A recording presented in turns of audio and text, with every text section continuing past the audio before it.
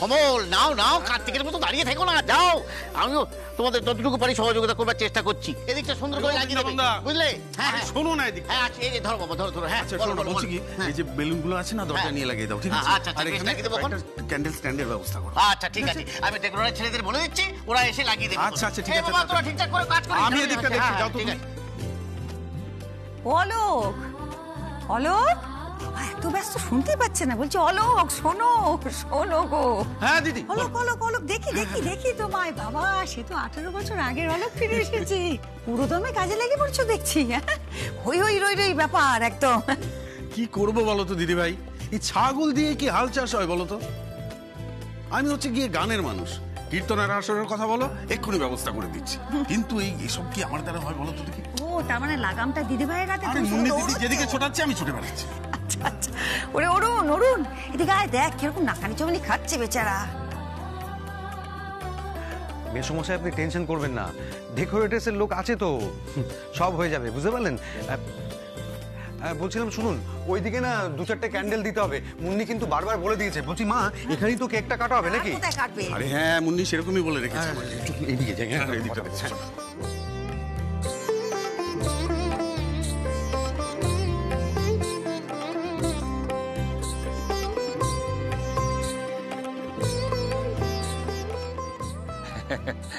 না, ওই অনেকদিন পরেই বলতে পারে। ওই আমার নাতনি আছে মুন্নি, ওই সমস্ত আয়োজন করেছি। এসব তো বাচ্চাদের জন্য, ওই ছেলে মানুষদের জন্য, তার মাঝখানে আমরা বুড়োরা একটু। মিস্টার চক্রবর্তী, হ্যাঁ হ্যাঁ, না এই আর কি, এত খারাপ খবরের মধ্যে যা একটু আনন্দ আর কি। হ্যাঁ, তাহলে ওই কথাই রইলো।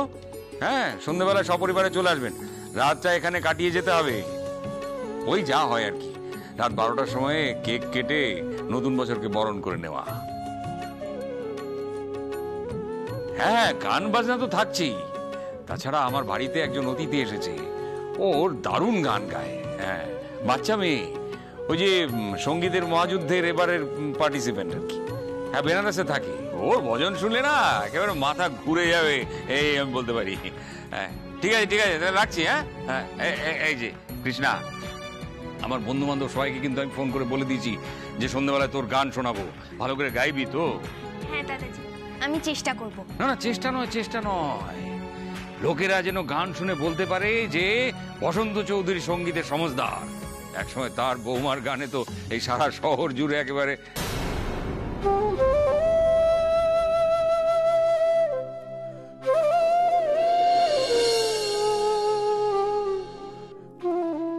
নিখিল নাকি কালকেও আবার শ্যামার স্বপ্ন দেখেছে শুনলাম। হ্যাঁ হ্যাঁ হ্যাঁ, দেখেছি তো। তুমি দুশ্চিন্তা করবে বলে তোমাকে তখন সবটা বলিনি, আবার তোমার শরীর খারাপ হবে। সে কি কাণ্ড বলো তো, ঘুম থেকে উঠে শ্যামা শ্যামা বলে চিৎকার করতে করতে বাইরে বেরিয়ে যাবে, আর আমি এই বয়সে ওকে আটকে রাখতে পারি বলো? আর তারপর আরেক কাণ্ড, এই কৃষ্ণা আর অনুরাধা, এই বেচারিদের ঘুম ভেঙে গেছে, সে একবারে লজ্জার ব্যাপার, চিৎকার চেঁচামেচি, কি বলো তো? দিদি, এসব কথা এখন থাক না। হ্যাঁ মা, নিখিলের মুডটা এখন ভালো আছে, ওইসব প্রসঙ্গ এখন তুলো না। তাছাড়া মুন্নি ওকে নানান কাজে ব্যস্ত করে রেখেছে, তাই ওসব কিছু ভাবতে পারছে না।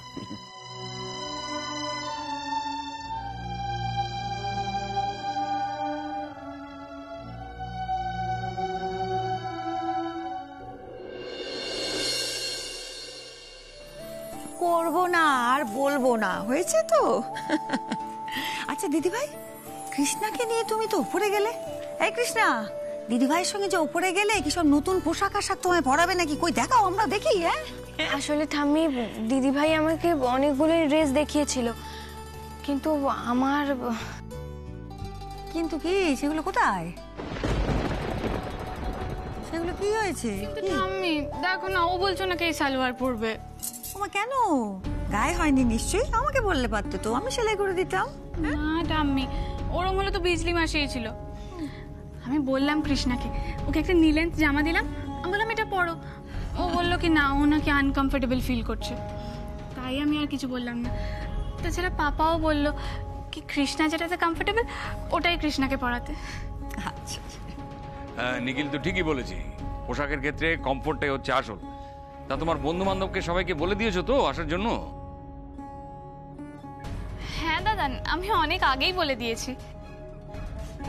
দেখো দিদি ভাই, আমি কিন্তু বারবার করে বলছি, তোমরা কেউ বাড়াবাড়ি করো না, সবাইকে বলে দিও, কেমন? না না, নিউ ইয়ারের পার্টি বলে কথা, ওই তোমরা এখনো ছোট, তাই বলছি যে প্রত্যেকের লিমিটটা বোঝা দরকার, বুঝলে? কেউ যেন এমন কিছু না করে যে পার্টির সম্মানহানি হয়। তুমি তো আগে সাবধান করে দিয়েছো দাদান, তারপর তো তুমি পারমিশনও দিলে, এখন এরকম বলছো কেন? দিদি ভাই, দাদান কি আর সাধে বলছে? এই যে তোমরা এইসব ককটেল টকটেল বানানোর সরঞ্জাম এনেছো তো, এনেছো, তাহলে ওই জন্য দাদান একটু রাগ করছেন আর কি। আর তোমরা এই যুগের ছেলে মেয়েরা বড্ড পাকা বাপু, আমরা হয়তো গুরুজনেরা বারণ করবো, কিন্তু যদি লুকিয়ে লুকিয়ে একটু আধটু খেয়ে ফেলো, আচ্ছা খেলে সেও ঠিক আছে, খাওয়ার পর যদি বাইরের লোকের সামনে একটু উল্টোপাল্টা কিছু হয়ে যায়, পরিবারের মান সম্মান নিয়ে টানটানি হবে তো, সেই জন্য দাদান একটু দুশ্চিন্তা করছে। তো টাম্মি, ওই একটু ককটেল খেলে কেউ ড্রাঙ্ক হয় নাকি?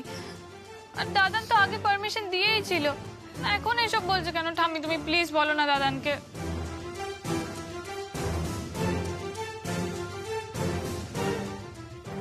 ও দাদান, তুমি তো পারমিশন দিয়েছিলে, ঠাম্মি বলো না দাদানকে, দাদান প্লিজ। না না দিদি ভাই, পারমিশন দেয়নি, তুমি খুব দুষ্টু, তুমি জানো তোমার দাদান তোমার কথা ফেলতে পারবেন না, তাই জোর করে আদায় করেছো পারমিশন। তো এখন বুঝতে পারছো তো, ওটা মন থেকে উনি দেননি পারমিশন। আসলে কি, সব কিছুরই একটা বয়স আছে, তুমি বয়সের বাইরে গিয়ে যেই করবে না, সেটা হয় উচ্ছৃঙ্খলতা, আর তোমার দাদান তো সেটা একদম পছন্দ করেন না, তুমি তো জানো। সেটা তো আমিও জানি ঠাম্মি, কিন্তু আজ আমি নই, তোমাদের আদরের কৃষ্ণার জন্য তোমাদের মান সম্মান নিয়ে টানাটানি পড়ে যাবে। আমি তো সেসব খালি বসে বসে দেখব।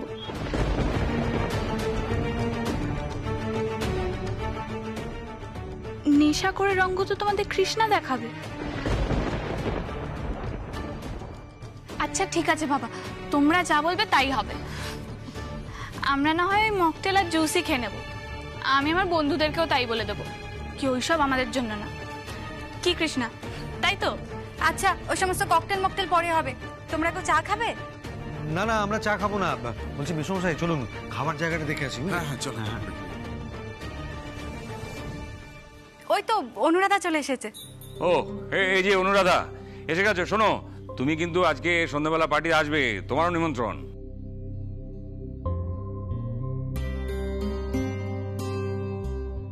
তবে আজকের ওই পার্টিতে তুমি যদি ঘোমটা মাথায় দিয়ে আসো, তাহলে বারবার লোকেরা তোমাকে ঘুরে ঘুরে দেখতে থাকবে, সেটা ভালো দেখাবে না। তার চেয়ে এক কাজ করো, আজকের পার্টির জন্য তুমি ঘোমটাটা ত্যাগ করে এসো। ও দাদাজি, মাকে এসব বলে কোনো লাভ নেই, পারবে তো না, বরং ঘুমটা খুলতে বলেছো বলে শরীর খারাপ না করে বস। সত্যি তো, তুমি বা বললে কোন আক্কেলে এই কথাটা? হ্যাঁ দেখো, আমাদের ঘরে 4টি লোকের সামনে ও এক গলা ঘুমটা টেনে বসে থাকে, আর বাইরে অচেনা লোকের ভিড়ভাট্টায় পার্টিতে ওর হাঁটু অব্দি ঘুমটা নেবে আসবে, ও পারবে ঘুমটা খুলতে?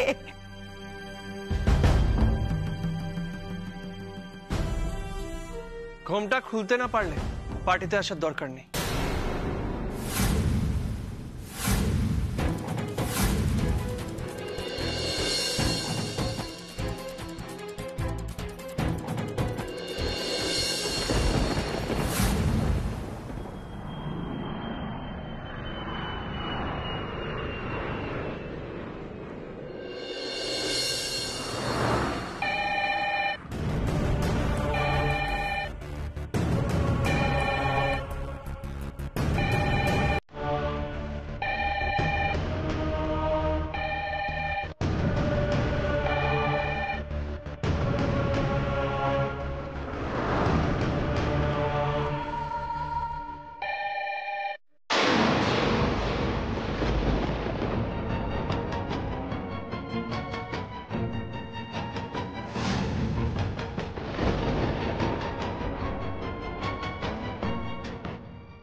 হ্যালো অনি বেটা, তোমার ফ্লাইট ল্যান্ড করে গেছে?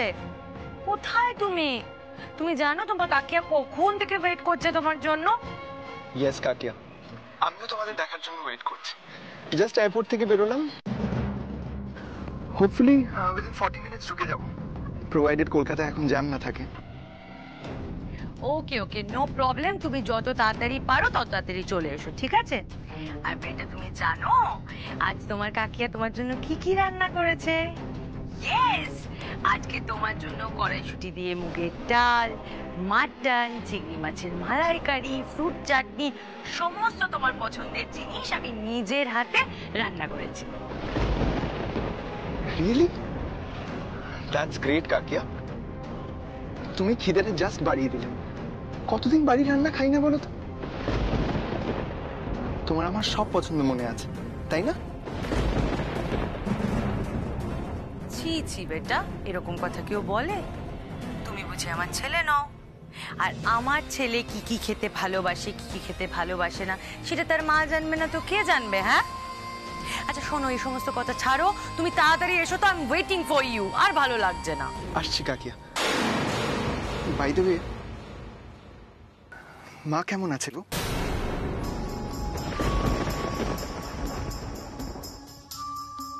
বিছানা থেকে উঠতে পারছে? মাকে বলেছো আমি আসছি?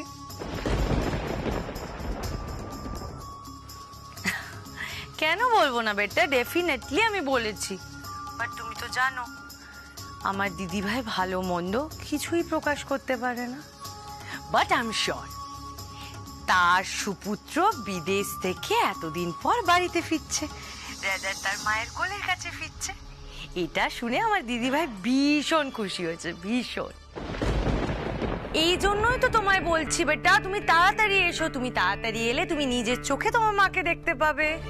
আবার বলা যায় না, তোমার জন্য হয়তো এমন কিছু সারপ্রাইজ ওয়েট করে আছে। তোমাকে দেখা মাত্রই আমার দিদিভাই এত এক্সাইটেড হয়ে পড়লো যে ও নিজের মুখেই কথা বলতে শুরু করলো।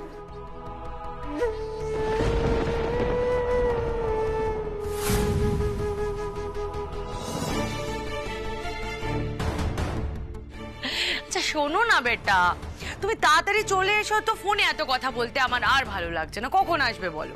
আসছি কাকিয়া, আর একটু অপেক্ষা করো। মাকে বলো প্লিজ আমি এক্ষুনি চলে এলাম। শোনো না, প্রচন্ড খিদে পেয়েছে। তুমি আইটেমগুলো বলার পর থেকে তো খিদে আরো বেড়ে গেল। আরে তুমি হাসছো? আমি বাড়ির রান্না খাবো বলে ফ্লাইটের লাঞ্চটা ক্যান্সেল করেছি।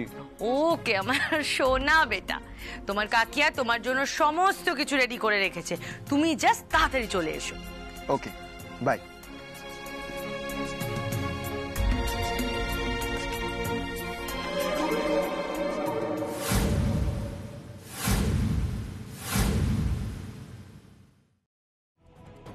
Please don't mind. দেখুন ব্যাপারটা বোঝার চেষ্টা করুন। পার্টিতে এত লোকজন থাকবে, আপনি যদি ঘোমটা পরে থাকেন তাহলে সবাই আপনাকে ঘুরে ঘুরে দেখবে, আর অহেতুক একটা রহস্য ক্রিয়েট হবে। দেখুন আমি আপনাকে একটা সাজেশন দিতে পারি।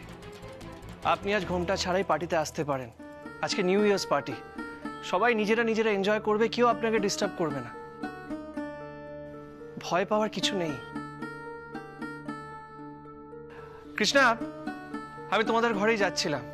দেখো আজকে নিউ ইয়ার সেলিব্রেশন, সবাই নতুন নতুন জামা পরবে, তাই আমি তোমার মায়ের জন্য একটা শাড়ি এনেছি। ওনাকে আজ সন্ধ্যেবেলা পরতে বলো।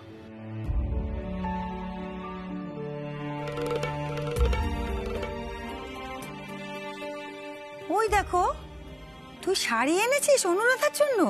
দেখ আগে বলবি তো, একটু আগে আমি আর বড় বৌমা কথা বলছিলাম, দেখো সবার জন্য সবকিছু কেনা হলো, ও বেচারের জন্য কিচ্ছু কেনা হলো না।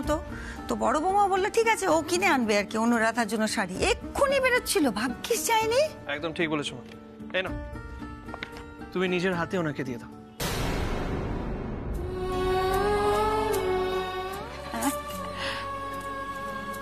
হ্যাঁ দেবই তো, আমি নিজের হাতে ওকে দেবো।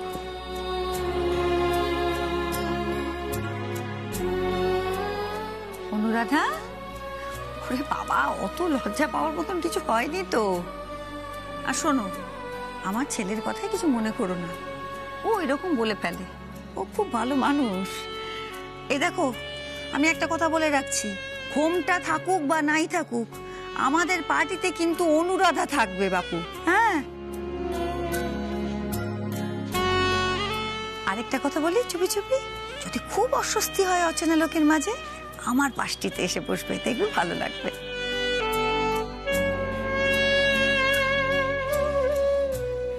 ও, এই নাও তোমার জিনিস, ধরো ধরো।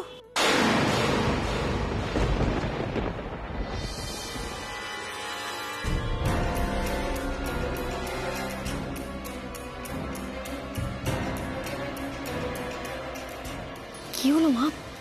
আরে ঠাম্মি দিচ্ছে, ধরো মা, ধরো।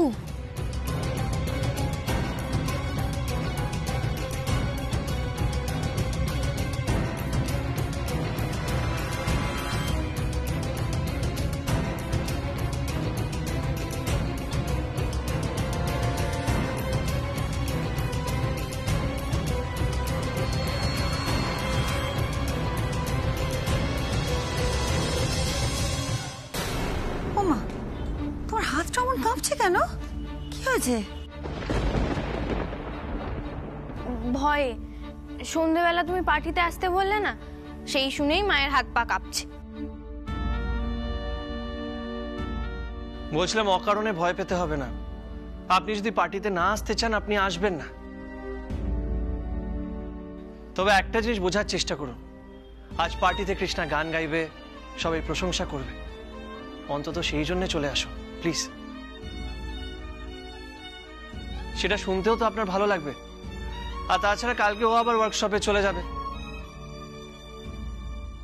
শুনুন, আজ পার্টিতে অনেক লোক আসবে, আপনি যদি নিজেকে এইভাবে লুকিয়ে না রাখেন, হয়তো কাউকে চিনতে পেরে যেতে পারেন পার্টিতে। আপনার প্রবলেমের সলিউশন পেতে পারেন আপনি। বোঝার চেষ্টা করুন। আচ্ছা, অনেক হয়েছে। অনুরাধা, তুমি আমার সাথে চলো এবার। কেন, তোমার সাথে গিয়ে আবার কি করবে? বাবা, আসলে বাড়িতে আজকে অনেক কাজ তো, তাই দুপুরের রান্নাটা ওই করবে। আজকে দুপুরে নিরামিষ হবে, রাতে তো ওই ক্যাটারিং এর ব্যবস্থা আছেই। হ্যাঁ ঠিক আছে, রাধু রাধু রাধু, কতদিন নিরামিষ খাওয়া হয়নি। রাধু রাধু, তোমার পছন্দ মতো বেনারসি পদ রাধু।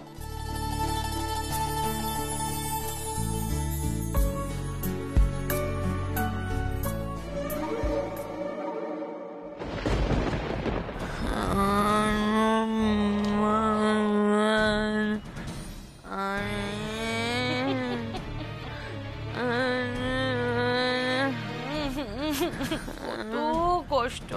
আরে দিদি ভাই, কি হয়েছে? খুব ভয় লাগছে। বলো।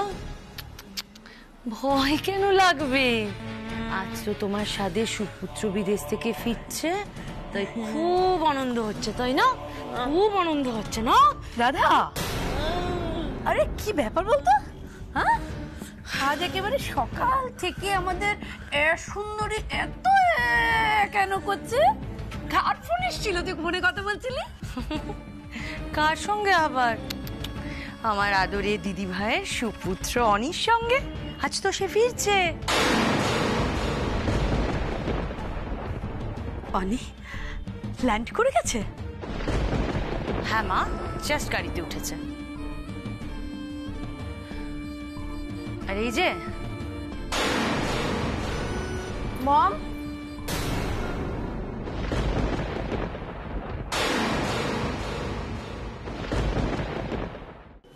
রাঁধবে রাঁধবে, নিশ্চয়ই রাঁধবে। আর আমি জানি সে স্বাদ অতুলনীয় হবে। আর হবে নাই বা কেন শুনি? যে মেয়ে আমার শ্যামার মতন অমন মতিচুরের পায়েস রাঁধতে পারে, অমন পিঠে বানাতে পারে, তার হাতে রান্নার স্বাদ যে অতুলনীয় হবে, এতে সন্দেহের অবকাশ কোথায়? আর বড় বৌমা, দেখো তোমার শ্বশুর মশাইয়ের মুখটা দেখো, খাবার কথা শুনে কেমন করছে দেখো না, লোকটা জিভে জল এসে গেল বোধহয়।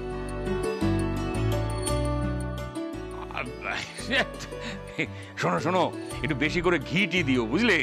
এই নিরামিষ পদে না ঘি বেশ ভালো জমে।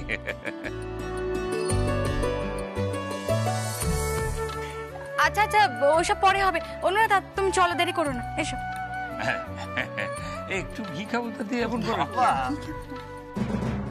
উফ, এই মা মেয়ের মধ্যে যে সবাই কি পেয়েছে ভগবান জানে, সারাক্ষণ এদের নিয়ে মাতামাতি। আচ্ছা, কৃষ্ণাকে একেবারে বিদায় করার আগে ওকে নিয়ে আরেকটু খিল্লি করাই যায়।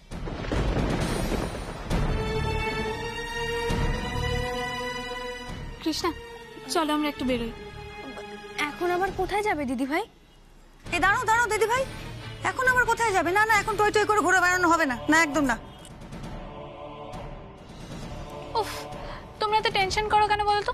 আমরা বাড়ির গাড়ি নিয়ে যাব, কেকটা অর্ডার করা আছে, ওইটাই আনতে যাব। আচ্ছা বাবা, কে কি আনতে যাবে তাতে তুমি যাও না দিদি ভাই। হ্যাঁ, গাড়ি নিয়ে তুমি যাও। ওর পায়ের ব্যথাটা এখনো পুরোপুরি সারেনি, ওকে ছাড়ো, টানাটানি করো না। মা, যেতে দাও না ওদের, ওরা তো গাড়িতেই যাবে। জানো মা, মুন্নি কৃষ্ণাকে আপন করে নিয়েছে।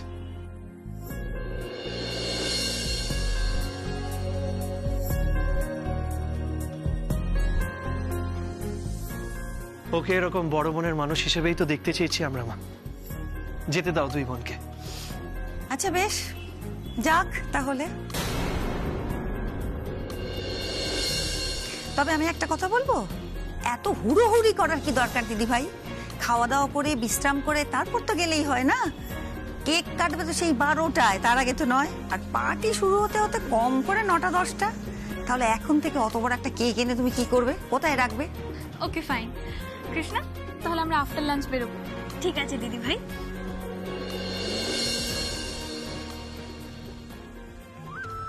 চলো না একবার আমার সাথে কেক আনতে, তারপর তোমাকে কি ঘোল খাওয়াই তুমিই দেখবে কৃষ্ণা।